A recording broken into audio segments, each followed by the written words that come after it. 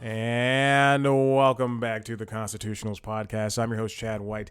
If you didn't know, this is the premier podcast for the website, cpluscomedy.com. Like I just said, it's a website. Go there. Episode 267 of the Constitutionals Podcast. Took a little break.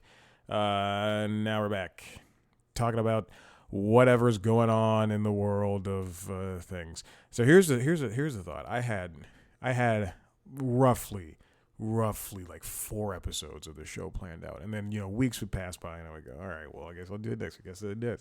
And I never did it, and then but I never changed the list, so I just kept adding on to it. So there were, I don't know, like in my Notion, the Notion is where I keep track of this stuff.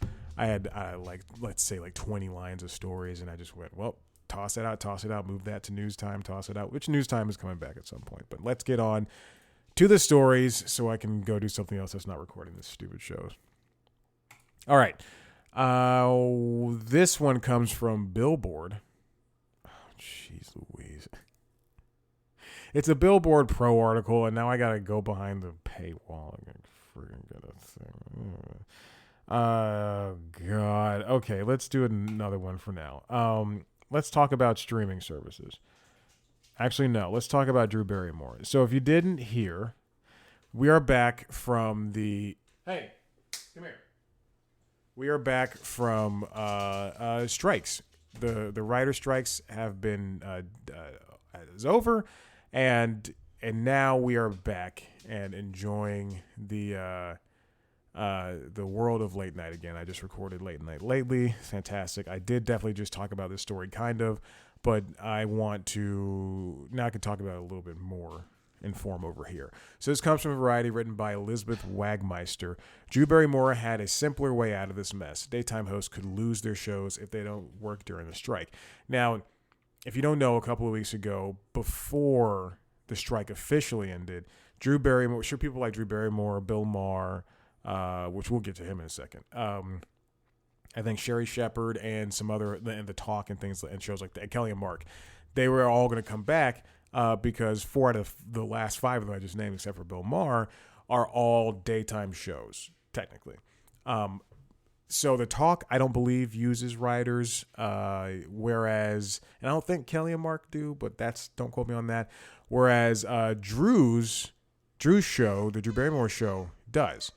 And in fact, I've met one of the writers before. I was in a tiny little, not workshop, but organization. Maverick, come here, buddy. He's in trouble. I'll give you the short of it because I gave the story on the last 2. No, you're not going to get on his chair. Oh my God, this happened again. What is going on? Okay, something happened. All right, okay, hold on. Let me give this first part of this thing. This is insane. If you're watching the video, I don't know if you saw this, but a thought bubble with a thumbs up emoji just popped up right next to my head. I was recording LinkedIn logs, and that same thing happened. I don't know what that is. I don't know if it's an OBS thing. I'm recording now in OBS. For the past couple of episodes, I've been recording in Zoom because OBS was not working on the M1 chips for some reason for Mac. And anyway, Maverick, stop. But the Maverick, come here, Maverick, come here, sit. But the thumbs up thing just popped up, and like I just don't know how to replicate what do I just give it a thumbs up? Do I just like this? Okay, all right, whatever. Anyway, it popped up as Maverick was swatting at my leg because he wanted to come up. He's in trouble because I went to go wash my. This is the third time I'm telling the story.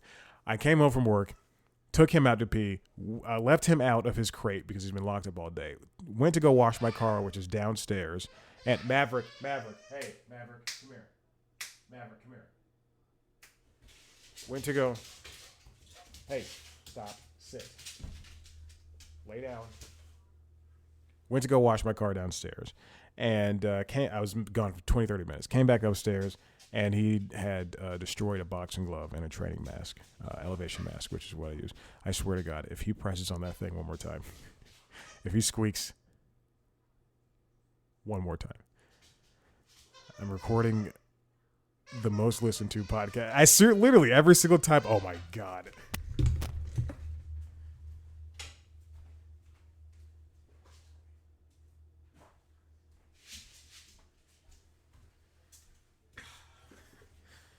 That seems mean, but I had to do it. Okay. So anyway, he'll get it. He'll get it back in 20 minutes when I'm done with this stupid show. So he destroyed some things, and I'm very mad at him for doing so. I gotta buy more stuff. And I just got that training mask. I'm so pissed. I gotta buy a new strap too. I contacted them. I was like, hey, my puppy destroyed my strap. Do you still have them for sale? Like, hoping that they would be like, you can have one for free. But no, they were like, nah, here's $7.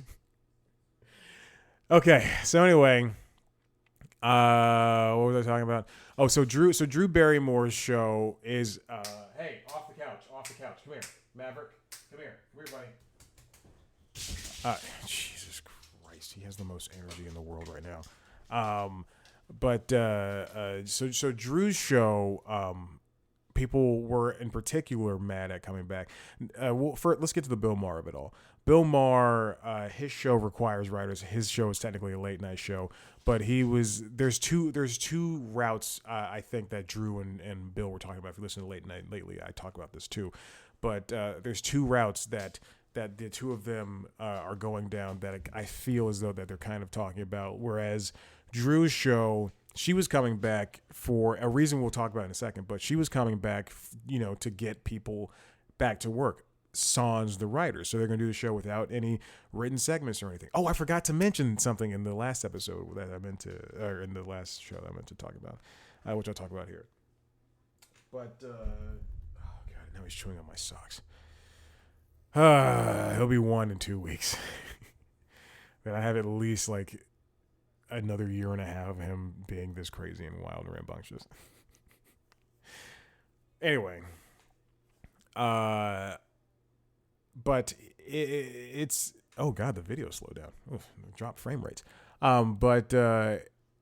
So Drew like was coming back to help people have jobs, and then Bill Maher essentially was coming back out of his own hubris, and that's what it felt like, and it felt like he was kind of reluctant to shut everything down. And Drew, she came out and said, hey, we're gonna come back, and then people, I think, unfairly attacked her in such a way that it just really put her in a bad place. And then she put out another video where she's like, hey, we're not going to come back. I'm sorry. I understand. I hear what you guys are saying. And people still like kind of attacked her. And then this is what I forgot to mention in Late Night Lately. Her writers, her 3 head writers just didn't come back to the show at all. I mean, like truly, if you have enough of that power to say, hey, we're not going to come work, then that truly, I mean, like, that is so fine. Be my guest, but now other people can go fulfill those jobs. Because if she apologized, that's the thing. I think that she apologized, and you should take that for what it is, and go talk to her about the issues and what you felt like in the first place. But you being mad and saying like, we're not going to come back to work, period. I mean, I think that's just a cop out. That's a weak way to say that you don't want to work there anymore. So anyway, but what Ms. Wagmeister writes for Variety is that a lot of the shows, especially a lot of these daytime hosts, they're under different contracts for not writing, not for acting, but for the broadcast of their shows. Shows like the Jennifer Hudson Show, The Talk. They were able to. Some of them are syndicated, some of them are not syndicated, but when you're syndicated, you have to fill the airtime across the region where in which you're syndicated. So if Drew Barrymore's show is sent, let's pretend, I don't know if this is true, but let's pretend if it's syndicated on the East Coast and in the Midwest, then people are going to see that show at 7 o'clock when it 9 o'clock when it airs, and at 9 o'clock in the morning when it airs. But people on the West Coast aren't, and if that show doesn't air, then they have to fill that space with something, whether it be reruns or a show of a different type. But syndicated shows, Ms. Wagmeister writes, have contractual obligations to deliver new episodes to their local station partners, which is exactly what I'm saying. So network shows like Tonight Show, The Simpsons, stuff like that, though they're not technically obligated for this. Like those are separate because they have like this permanent time slot. The Simpsons is going to air on Sundays at 8. Tonight Show is going to air at 11:15 or whatever time it airs. But the Drew Barrymore show and daytime shows like it are required to produce a certain amount of episodes to more than 200 local stations throughout each television season. Now, that's what essentially what she's saying is that could have been Drew's answer to as to why, but beyond, hey, my, these grips and these other people need to work, beyond, I'm bored in my house, beyond I support everybody.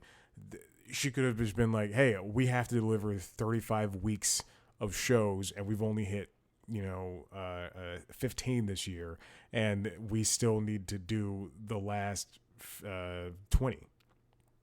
I was going to do bad math. I was going to say 15. But now they're going to have to, work their butts off in order to put these shows out and stuff like that. But I mean, I wouldn't say like there's layers to all of this. Obviously, I fully agree with the writers and everything, except for those 3 that walked off the job. I don't think that was a smart move. But any form of writing, a lot of WJ members, Ms. Wagmeister writes, even notes written by producers are a violation. Which makes sense. I mean, if you listen to the Doughboys podcast for the past couple of months, you would have heard the host, one of the hosts of the show, who usually writes a blurb at the top of the show. He didn't write a blurb. He didn't write blurbs at all. And then on the other hand, I don't know. It's just attacking Drew like she was like David Zaslav or somebody. I mean, come on. What did she do? What did she do in the end? Anyway, I like Drew Barrymore. I don't think she deserved all that major hate that she was getting. I mean, the same people that probably did that probably liked Barbie. Okay, I've been looking in the interim of me talking. I've been pulling some double duty and trying to find the same website that I use to get behind paywalls, and I cannot find it. Oh, you know what I think it's called? I think it's called this. Yes, that's exactly what it's called. Okay. Whew, man, oh man. But we're not going to talk about that. Actually, yeah, we are going to talk about that if this loads up the exact way I need it to. Oh, thank God. Maybe don't have paywalls for very bad articles. They're not very bad. I want to say this. It's written by Elias Light over at Billboard Pro. Why did some of Sony's new music releases struggle to get on TikTok? TikTok take out the fact that there's music you can make or break careers on there. It is the biggest platform in the world right now, and for a lot of these short form things, music is very, very important. And now labels are delivering all their music to TikTok the same way, Thursday nights that we get the new Drake album. Excuse me, the new Drake album, even though it's Friday at 6 a.m. when that uploaded, or we get the new Kelly Clarkson album, or Paramore, or Taylor Swift, or Beyonce, U2 record, whatever. On September 22nd. Things began to go wrong with what's ordinarily a relatively seamless operation. 5 executives, all affiliated with Sony Music or managers with artists in the Sony Music ecosystem, told Billboard that they encountered problems getting their music on TikTok. The issues included some songs' delivery was temporarily delayed, some never made it, some temporarily faced copyright takedowns, even though they were legitimate major label releases that didn't infringe on the works of others. 2 sources were told by Sony Music that even Bad Bunny's new single Un Preview, distributed by The Orchard, which Sony owns, was initially available on all streaming services when it came out on September 25th, but on TikTok. TikTok, again, is not a streaming service. But these issues are a very big problem because if you can reach 1 billion people, I don't know how many people use TikTok, but if you can reach hundreds of millions of people, and if someone can hear Bad Bunny's In Preview on TikTok, even if it's just a snippet, then that person has a bigger chance of listening to it, going to a streaming service, playing that, or playing it over and over again on TikTok, playing it on a streaming service, listening to it on the radio, buying the song, or going to the concert because they heard it on TikTok. TikTok said that there was a quote, due to an internal error, we inadvertently restricted explicit tracks from TikTok globally. That was back in 2019. But the problems that came with that, the last set from Sony in particular, are very, very interesting indeed. Sony Music was in the process of negotiating a new deal with the ByteDance-owned company, according to multiple sources. And Sony Music executives told at least two people that they believe sudden problems with getting music onto TikTok were linked to the ongoing negotiations. So was it like back in 2019? Was it a TikTok issue, or was it an issue with contracts?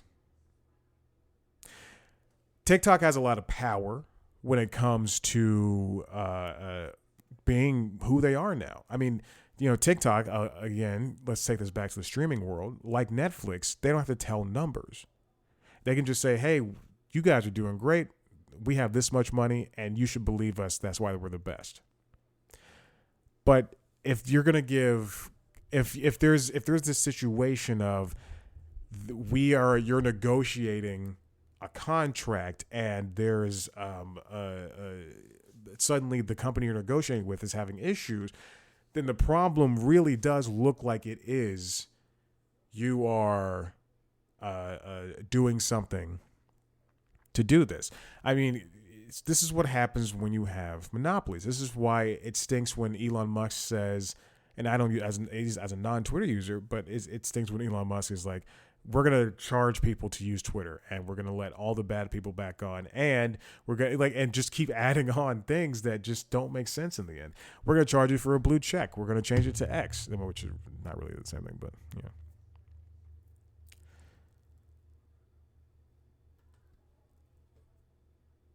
Nearly 4 years ago, when they said they inadvertently, when they've done this before, and they said they, quote, inadvertently restricted explicit tracks, the problem took a number of weeks to resolve. Labels first noticed that songs containing swears were having trouble at the end of August, whereas songs that didn't have swears were doing just fine. And that, in October of that year, in 2019, before a TikTok rep said the company was, quote, it was October, so that's a couple months, the company was, quote, finally able to notify labels of the full restoration of affected tracks. But now, the various issues experienced by Sony Music affiliates in September were fixed far more quickly.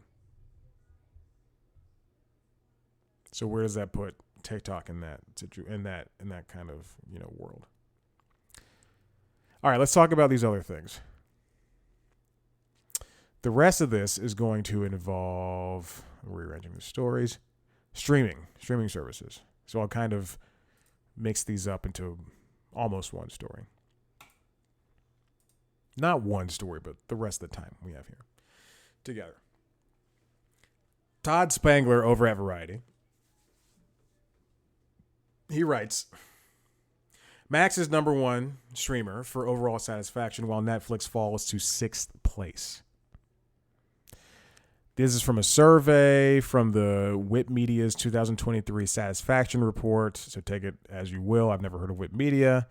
They topped Max, which was then HBO Max at that point last year, topped Whip Media's study in 2022, even though it fell 6 points to 88% from 94% within the last year.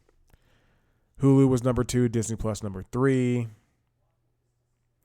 Whip Media, an entertainment data and analytics provider, compiled the weighted rankings based on a survey in 2011 adults. Should have done 2023.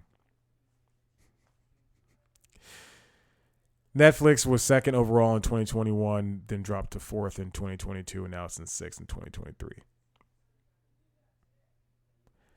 Even though people will not really cancel Netflix.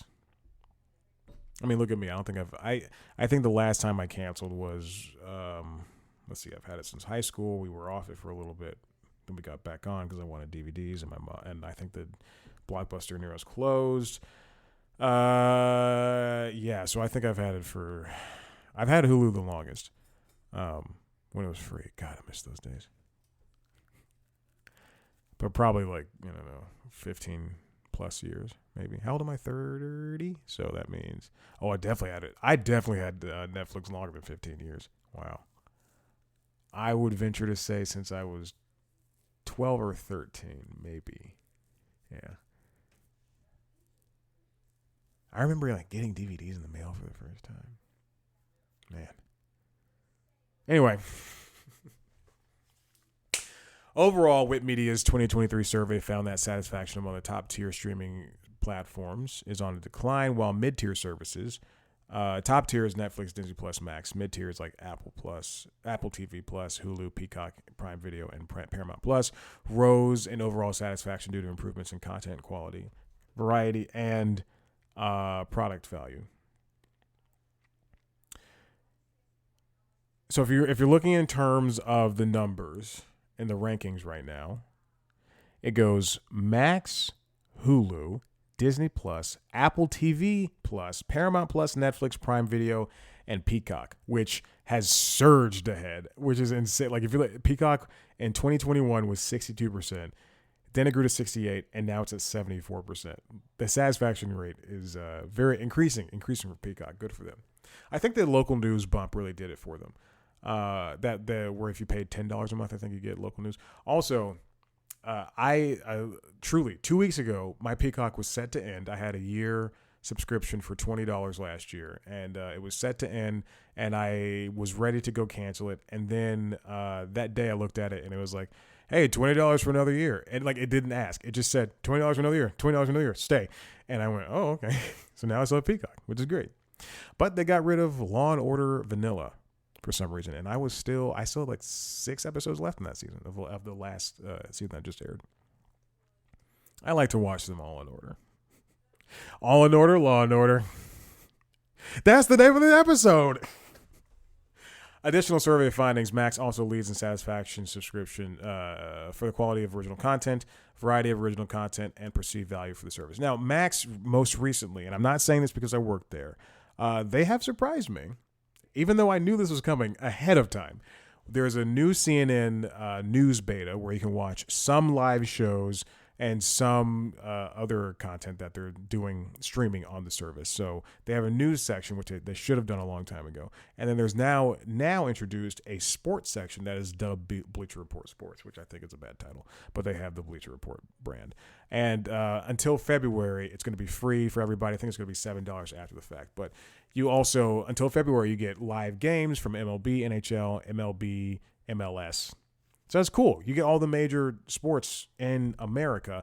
I think Max, in terms of variety and things that they offer, and even though I hate that the company removes shows and movies all the time, I think it's so great to have sports and news, because that is what is keeping people from leaving cable, is that they don't have access to sports. So now, if you have ESPN Plus and if you have Max, you're going to be able to watch all the sports you want to watch. And if you and Apple TV, because you got the MLS thing on there, and then Paramount Plus, because then and Peacock, you got soccer on both of those. I think that's fantastic. I love it. Who's going to Prime Video? I'm watching Gen V, then I'm turning it off. It's $15 a month, baby. But now let's move on to this other one from Joe Otterson at Variety. Which streaming service cancels TV series at the highest rate? This new study sets the record straight. Who was the study conducted by? It's called The Show Must Go Off. Wow. I love that. It's done by Variety Intelligence Platform and Illuminate to do an exploration of who cancels the most shows. Streaming canceled about 12.2% of its shows. Linear TV, this is from 2020 to 2023. Linear TV did 10.8%. Broadcast is the second. Let me tell you this. I'm not reading these in order. It's the second at 26.6%. The most canceled shows from between 2020 and 2023 came from a streamer, and its name is Max, which is the one with the most satisfaction. 26.9%. Barely beating out broadcast. Just canceling shows left and right. Disney Plus follows at 21.1%. Paramount Plus at 16.9, Hulu at 15.2, then Netflix at 10.2, Peacock at 10, Prime at 9, Apple TV at 4.9. Which I think it is so fascinating because we knew that these numbers were going to be high on streaming because, besides the writer's strike, between the pandemic and the writer's strike, that was just a confluence of events that said, hey, we're going to, a lot of things have to happen. And that includes getting a lot of shows off the air. Shows like HBO were canceled. Minx, Love Life. That is between, did I say shows like HBO? Shows like Westworld. Shows like Westworld, Minx, Love Life. Minx and Westworld lived on HBO. Love Life lived on Max. HBO Max at the time. But even still, there's no disparity between getting cut. While Minx was able to live on at Stars, which I think it has since been canceled. I don't know. Love Life and Westworld are still done for, over with. They should be able to come back and finish Westworld. Mostly because I have access to it because I have access to the Screeners app of Warner Brothers. But I would also love to finish Westworld because I think I was bogged down at season 3 with other stuff, and I just didn't finish it.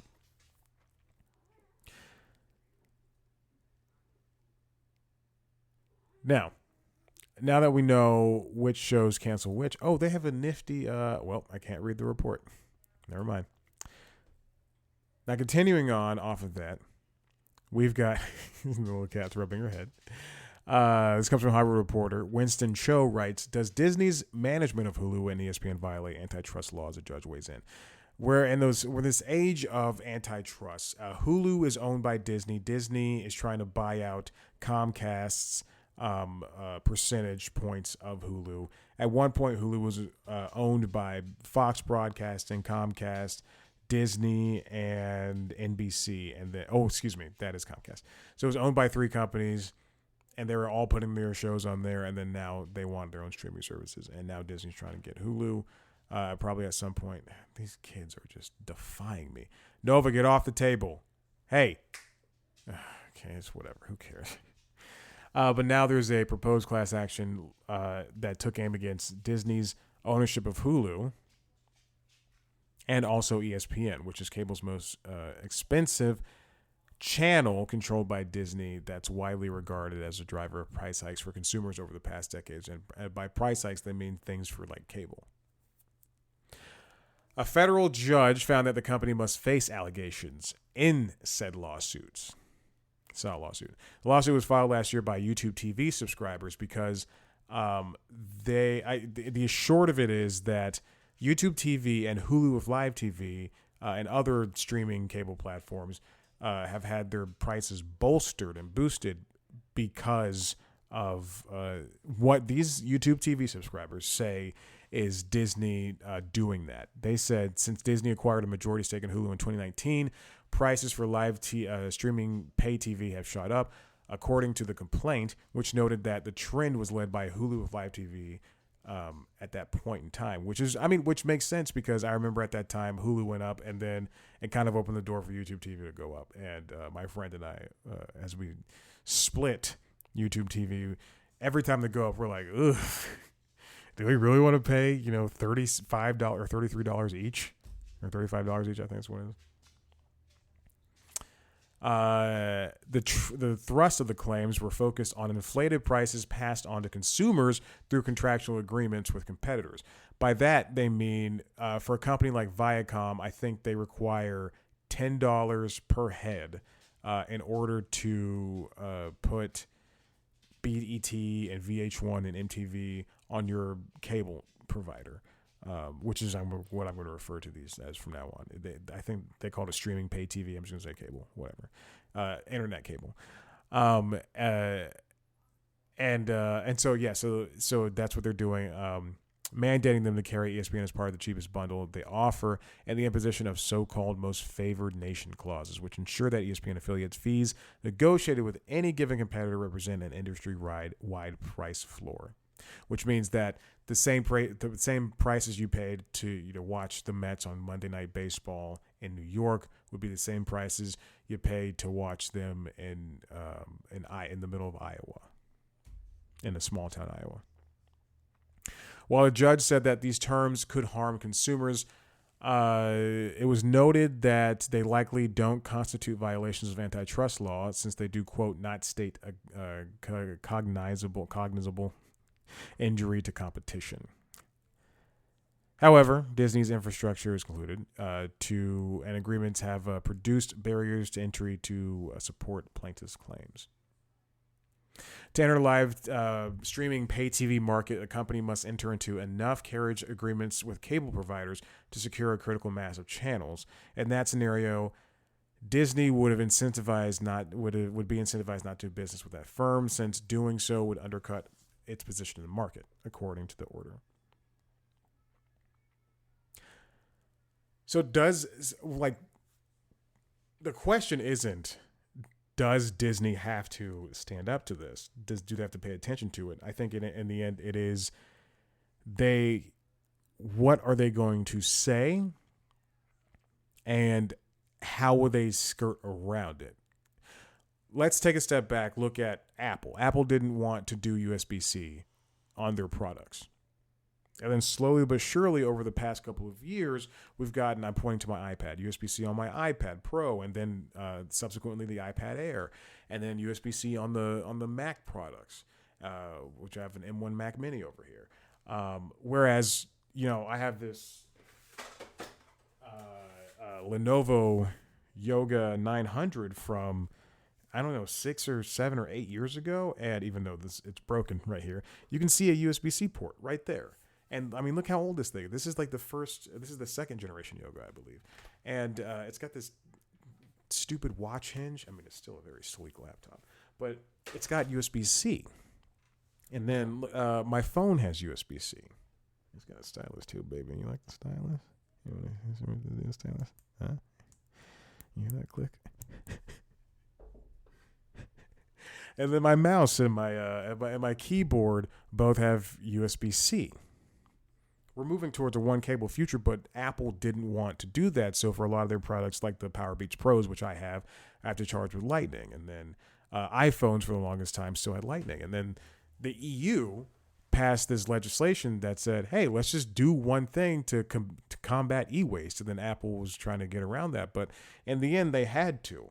They add a USB-C, and people were acting like it's the...